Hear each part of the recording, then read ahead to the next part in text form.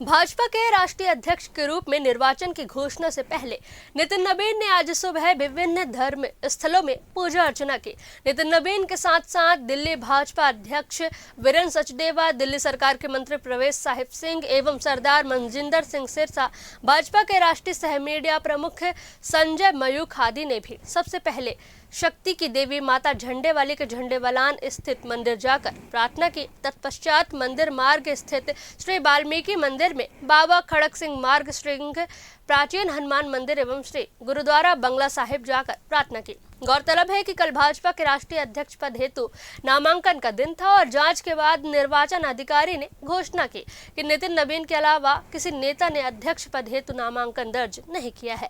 आज कुछ देर में नितिन नबीन के निर्विरोध अध्यक्ष चुने जाने की घोषणा होगी, जिसके बाद प्रधानमंत्री नरेंद्र मोदी एवं अन्य नेता उपस्थित कार्यकर्ताओं को संबोधित करेंगे।